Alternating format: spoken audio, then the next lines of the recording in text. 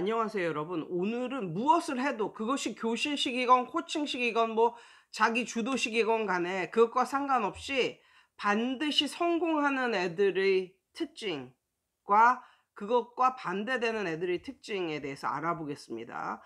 그러니까 무엇을 해도 교실식이건 코칭식이건 자기 주도식이건 무엇을 하던 어떻게 교육시키던 그것과 상관없이 성공하는 애들의 특징이 있습니다. 그것은 뭐냐면 첫 번째, 100%의 출석률.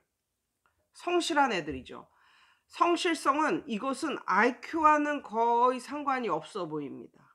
100% 출석하는 아이들, 그 아이들은 반드시 공부로 성공한다. 두 번째, 이 아이들의 특징은요, 겸손합니다. 혼자서는 안 된다는 걸 인정을 해요.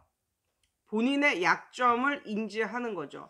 선생님과 함께 선생님의 그런 코칭이 없으면 이게, 그러니까 선생님이라는 페이스메이커가 없으면 이 교육이라는 긴 마라톤을 할 수가 없다라는 것을 인정을 해요. 그리고 자기 혼자 하면 오래 못 간다는 것을 인정을 합니다. 메타인지가 높은 거죠. 자기 자신이 뭘 못하는지를 아는 애들이고 메타인지가 높은 아이들이죠. 이런 아이들은 겸손하기까지 합니다. 이런 아이들은 반드시 교육으로는 성공한다. 어떤 학생은 이런 학생이 있었어요. 파닉스만 한 3년 정도 한 애가 있었어요. 근데 이 아이의 집안은 좀 여유 있는 집안이었고, 이 아이가 심지어 ADHD 이 끼가 있었고 난독증 그런 끼가 있었어요. 그게 심한 건 아닌데 아무튼 그런 끼가 있었어요. 그래서 일주일인가 2주일에 한 번씩 심리 치료도 병행하는 그런 아이였었거든요. 그래서 3년 동안 파닉스를 하는데 진짜 저는 너무너무 미안하더라고요. 그 부모한테, 그 부모님한테. 왜 다른 애들은 3개월에서 6개월, 최장 머리가 안 좋은 애들도 한 1년 정도를 하면 문장을 술술술술 읽는데 얘는 3년이 걸렸다니까요. 그런데 얘는 성공을 했습니다. 왜냐하면 첫 번째, 그 부모님이 교육과 관계없는 예체능 계통의 전문가였어요. 그래서 나중에는 얘를 그쪽으로 부모님이 인도를 해 주었습니다. 그리고 3년이 지나니까 얘가 방언 터지듯이 이제는 모든 문장을 읽더라고요. 읽고 해석을 하더라고요. 방언 터지듯이 한 3년 정도 지나니까. 그러니까 이렇게 참을성 있게 부모님이 기다려 줬고 그렇게까지 서포트를 했고, 더군다나 그 부모님들 중에 한 명이 교육과 상관없는 예체능 계통의 전문가여서 그쪽으로 이끌어 주시더라고요. 그래서 결국은 예술고등학교 그쪽으로 갔어요. 그래서 뭐 또 대학교도 좋은 데로 간 이제 케이스였었거든요. 아무튼 특징이 뭐냐면 잘 되는 교육적으로 잘 되는 애들의 특징은 첫 번째 100%의 출석률. 즉 성실하다. 성실하면 된다. IQ와 상관없이 성실하면 어느 정도까지는 뭐 서울대 연고대까지는 못 가도 그 밑에 급까지는 갈 수 있다. 그다음에 두 번째, 부모님이 전문가다. 부모님이 전문가인 분, 그쪽으로 가는 길을 알고 있는 거죠. 누구보다도 확실하게 그쪽으로 끌어주신다. 그리고 세 번째, 부모님이 엄하다. 웬만큼 거짓말을 하거나 둘러대는 걸 용납을 못한다. 정말 눈물이 쪽 빠지게 혼을 내고 그렇다. 그래서 부모님을 사랑하지만 두려워하는, 부모님이 부모님이 정말 한 번 화가 나면 정말 무섭다는 걸 아는 그런 무서운 부모님을 가진 애들, 결국은 교육적으로 성공을 하더라고요. 반대로 머리가 좋음에도 불구하고 교육적으로는 잘 안 되는 애들의 특징이 있습니다. 50% 정도의 50% 이하의 출석률, 불성실. 이 아이들은 IQ가 아무리 좋아도 안 됩니다. 어떻게 선생 앞으로 와야 선생이 인도를 해주죠. 선생 앞으로 오는 날이 한 달에 반은 없는데. 그런데 이걸 어떻게 합니까? 이런 아이들은 머리가 아무리 좋아도 안 된다. 가장 가르치기 힘든 애들이 어떤 류의 아이들이냐면 출석을 안 하는 애들. 출석을 안 하는 애들은 어떻게 할 수가 없다. 머리가 나빠도 출석을 하면 선생님이 가르쳐 주는데 출석 자체를 안 하는 아이들은 어쩔 수가 없다.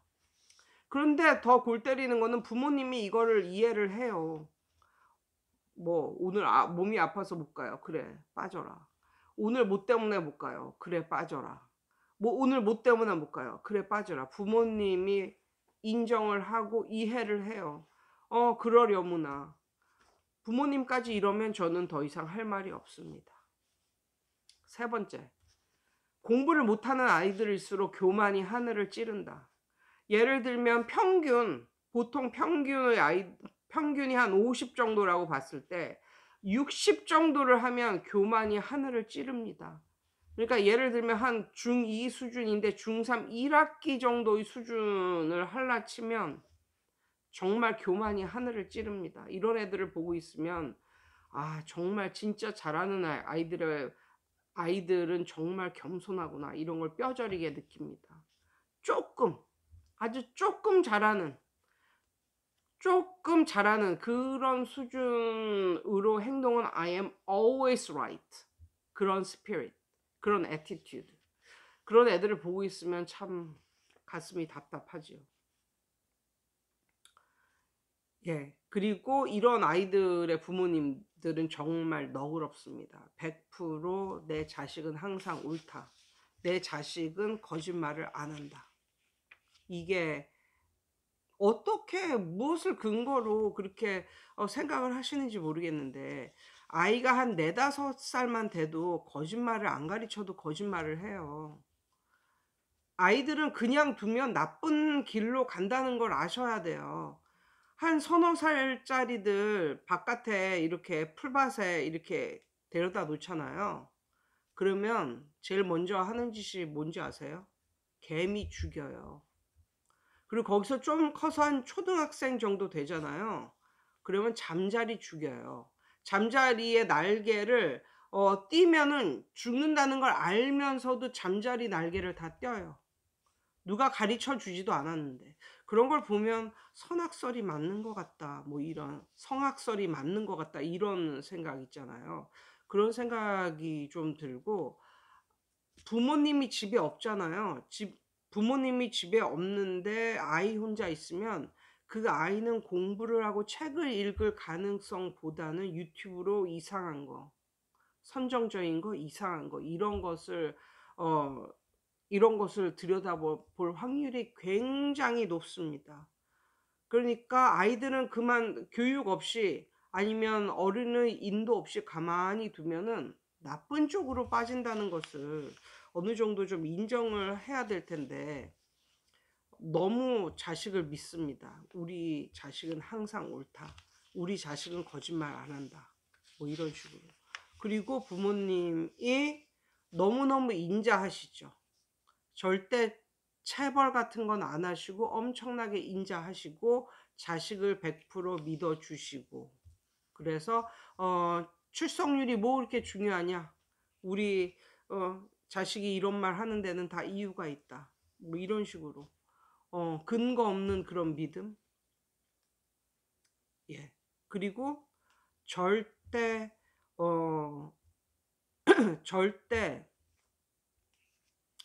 화를 내거나 아니면은 아이에게 공포스러운 존재가 그 어느 때라도 아이에게 공포스러운 존재가 안 되는 거죠.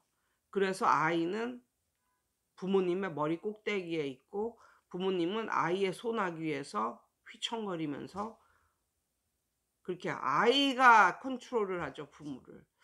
요런 걸 볼 때 얘는 안 되겠구나, 뭐 이런 걸 느낍니다. 대표적인 게, 아이가 부모를 진짜 완전히 얕잡아 보고 이러는 게, 선생이 있는데도 아니면 어른이 있는데도 자기 부모에게 막 하는 애들이 있어요. 그러니까 엄마 앞에서 엄마한테 대고 욕을 하는 건 아니지만 비스름하게 막 욕을 하는 애들이 있어요. 아이 뭐 씨 어쩌고 저쩌고, 왜 그래 엄마 오늘 기분 나쁘게, 뭐 이런 식으로. 근데 시작은 그렇게 시작을 하는데 나중에는 그게 진짜 부모에게 욕지거리하는 그런 폐륜적인 그런 것까지 갈 수가 있거든요. 아무튼 이런 학생들 고등학생이 되기 전에 크게 한번 깨닫고 스스로 태도와 자세 교정을 하지 않으면 공부로는 잘 안 된다라는 것을 말씀드려 봅니다. 여러분, 예, 오늘 남은 하루도 좋은 하루 되세요.